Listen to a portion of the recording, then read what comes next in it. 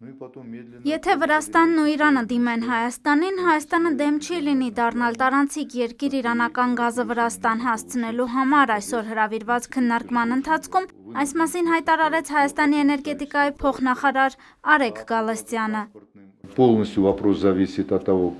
Հարցն այն է, թե Իրանի և Վրաստանի միջև բանակցություններն ինչ արդյունքի կհանգեցնեն։ Եթե մեզ դիմեն, մենք որևէ խնդիր չենք առաջացնի, իսկ ավելի մեծ նախագծերի մասին առայժմ վաղ է խոսել։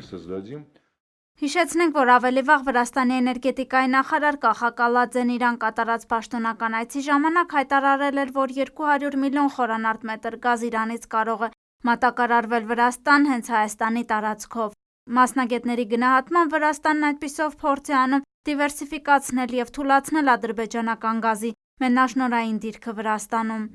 Ռուսաստանի ազգային էներգետիկ անվտանգության հիմնադրամի հիմնադիր և գլխավոր տնօրեն տնտեսական վերլուծաբան Կոստանտին Սիմոնովը նույն քննարկման ընթացքում անդրադառնալով հարցին, թե Ռուսաստանն ինչպես կնայի այդ հանգամանքին, հայտարարեց, թե չի կարծում դեմ լինի։ Չեմ կարծում, թե Վրաստանին սա դիվերսիֆիկացնելու հնարավորություն կտա։ Խոսքը բավականին փոքր մասշտաբի մասին է։ Եթե Իրանը ցանկություն ունենա Հայաստանի տարածքով տանել, չեմ կարծում Ռուսաստանը խոչընդոտի։ Ես չեմ կարծում, թե սա այնքան մեծ նշանակություն ունեցող հարց է, որ Ռուսաստանը դրա համար գլուխ կոտրի։ Հայաստանի վերականգնվող էներգետիկայի հիմնադրամ ծրագրի ղեկավար Արամ Արջանյանը մեզ հետ զրույցում տեսակետ հայտնեց, որ սա Հայաստանի համար լավ հնարավորություն է և մենք այն չպետք է բաց թողնենք։ Մասնագետը հույս ունի, որ Ռուսաստանը խոչընդոտելու փոխարեն կօժանդակի ծրագրի իրականացմանը։ Ռուսաստանը շահագրգռված է և հույս ունեմ, որ կօժանդակի այդ ծրագրերի իրականացումը, քանի որ դրանք բխում են թե Հայաստանի, թե Իրանի, թե Ռուսաստանի և թե Վրաստանի շահերից։ Եվ իրոք Հայաստանը պատրաստական կլինի, կարծում եմ, ավելին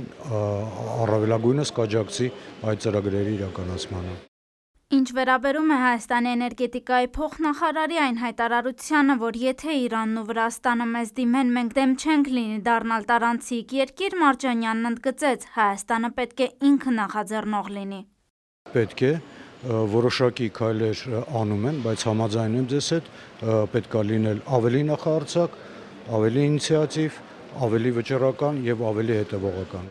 Մարիամ Գրիգորյան, Մարաթ Հովհաննիսյան, Առաջին լրատվական։